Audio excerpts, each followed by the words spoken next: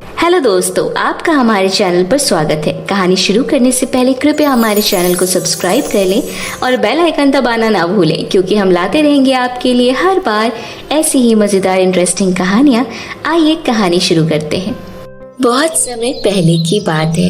एक गांव में प्रियंका अपने माँ बाप के साथ रहा करती थी। प्रियंका के पिता गांव के बहुत अमीर व्यक्ति थे, जिस कारण प्रियंका अपने माता पिता के साथ हंसी खुशी से रहा करती थी। प्रियंका देखने में सांवली थी, लेकिन वह बहुत अच्छी लड़की थी। वह हमेशा दूसरों की मदद किया करती थी। एक दिन प्रियंका की माँ की अचानक से तबीयत खराब हो जाती है। प्रियंका के पिताजी जल्दी से प्रियंका की माँ को अस्पताल में भर्ती करवाते हैं। प्रियंका की माँ की अचानक से ही तबीयत बहुत सीरियस हो जाती है और डॉक्टरों की दवाई देने से पहले ही उनका स्वर्गवास हो जाता है। प्रियंका अपनी माँ की मृत्यु पर बहुत जोर जोर से रोने लगती है। तभी उसके पिताजी कहते हैं, प्रियंका बेटा, तू रो मत, एक न एक दिन तो सभी को जाना होता है। तेरी माँ तुझे जल्दी छोड़कर चली गई, लेकिन तू चिंता मत कर, मैं तुझे माँ और बाप दोनों का प्यार दूंगा।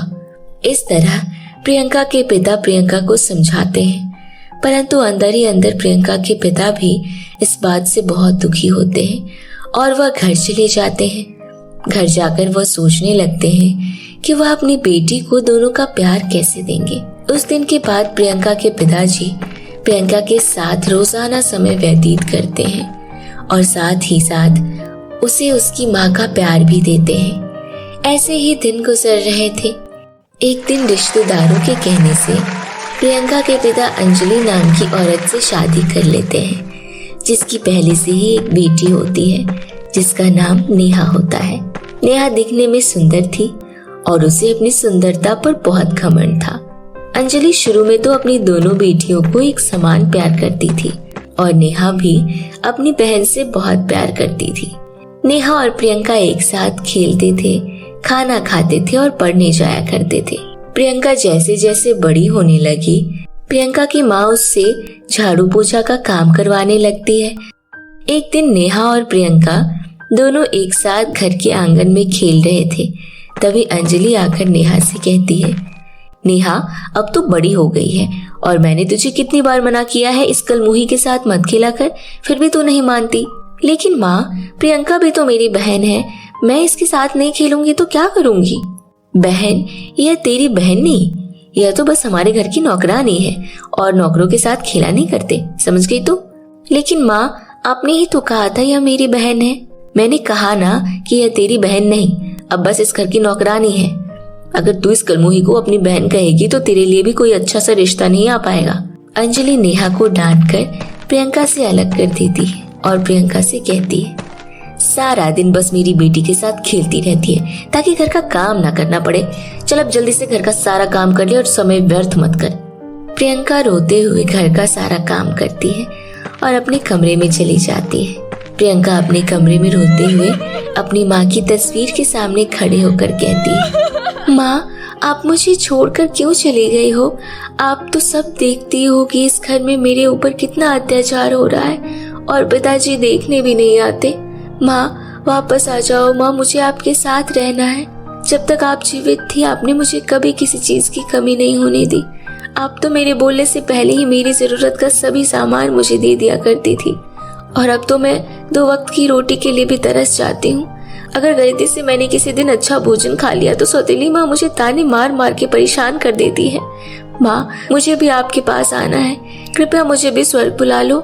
इस तरह प्रियंका अपनी माँ के सामने रोकर अपना मन हल्का कर लेती है। ऐसे ही दिन बीतते रहे।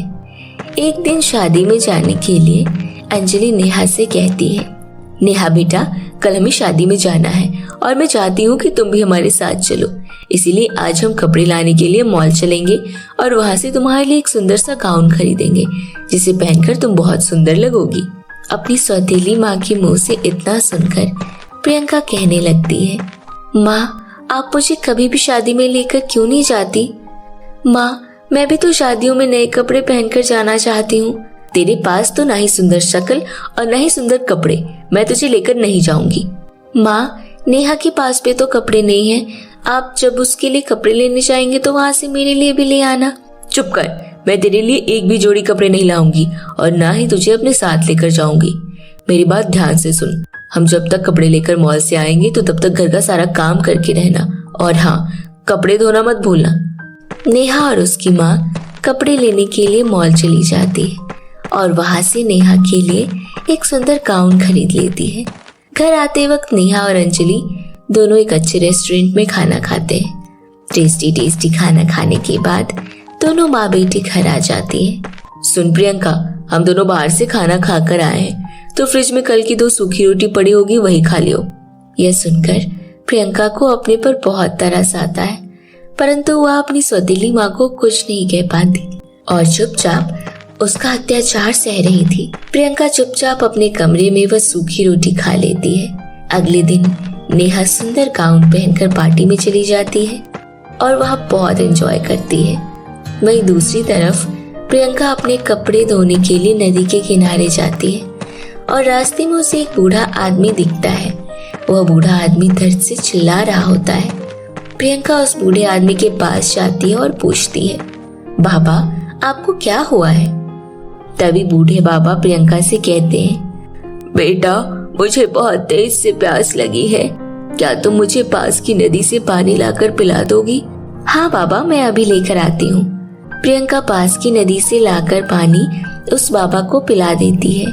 बेटा तुम्हारा बहुत बहुत धन्यवाद जो तुमने मेरी मदद की। प्रियंका बाबा को पानी पिलाकर नदी के पास जाने लगती है। तभी उसे एक घायल चिड़िया दिखती है। प्रियंका उस घायल चिड़िया के पास जाती है और उसकी पट्टी करती है।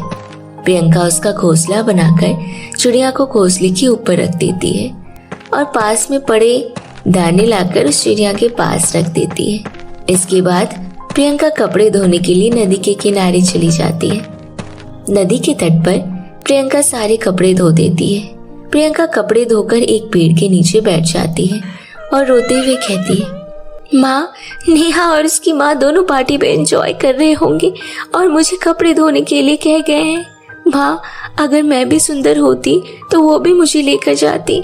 माँ, मेरे सुंदर ना होने की वजह से वह मुझ पर इतना अत्याचार करती है और मुझे नेहा के साथ खेलने भी नहीं देती। माँ, मैं इस नदी में कूदकर अपनी जान देना चाहती हूँ।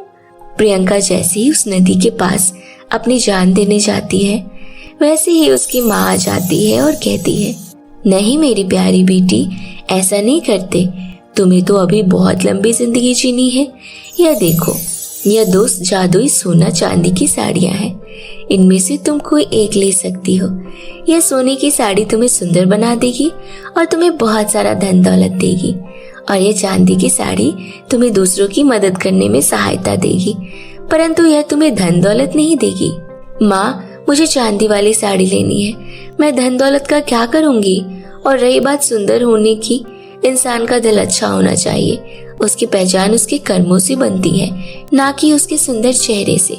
माँ प्रियंका की बात सुनकर बहुत खुश हो जाती है और उससे चांदी की साड़ी दे देती है। प्रियंका चांदी की साड़ी पहनकर बहुत सुंदर हो जाती है और वह अपने आप को देखते ही रह जाती है। तभी उसकी माँ कहती है, बेटा, मैं तो देखना चाहती थी कि तुम इतनी परेशानी में कौन सी साड़ी चुनोगी। चांदी की साड़ी भी तुम्हें सोने, चांदी व हर चीज देगी जो तुम इससे मांगोगी। इतना सुनकर प्रियंका बहुत खुश हो जाती है और वहां से अपने घर चली जाती है। घर जाकर जब अंजलि उसे देखती है तो देखते ही रह जाती है और उससे पूछती है, प्रियंका, तूने घर आने में इतनी देर कैसे कर दी और तेरा चेहरा इतना सुंदर कैसे हो गया? प्रियंका अपनी माँ अंजलि को सारी बात बताती है। यह सब सुनकर अंजलि को अपने आप पर पछतावा होता है और वह उससे माफी मांगती है। प्रियंका बेटा, मुझे माफ कर दो जो मैंने तुम्हारे चेहरे के रंग को लेकर इतना तुम्हारे ऊपर जुल्म किया। प्रियंका अपनी माँ अंजलि को माफ कर देती है। प्रियंका के सुंदर होने की वजह से एक दिन उसका बड़े घर से रिश्ता आता है। विकास प्रियंका को देखते ही पसंद कर लेता है और प्रियंका की शादी उस बड़े घर में विकास के साथ हो जाती है। शादी होने के बाद प्रियंका और विकास खुशी खुशी रहने लगते हैं। उस दिन के बाद जब कभी भी प्रियंका को किसी चीज की जरूरत होती तो वह उस जादुई सोने चांदी की साड़ी से मांग लिया करती थी। तो मेरे प्यारे दोस्तों, कैसी लगी आपको हमारी यह कहानी? हमें कमेंट करके जरूर बताएं अगर आपको हमारी यह कहानी अच्छी लगी हो तो इसे अपने दोस्तों के साथ भी शेयर करें और ऐसी ही नई इंटरेस्टिंग हिंदी कहानियाँ देखने के लिए हमारे चैनल को सब्सक्राइब करें। तो फिर मिलती हूँ आपसे एक नई कहानी के साथ। तब तक के लिए बाय बाय दोस्तों।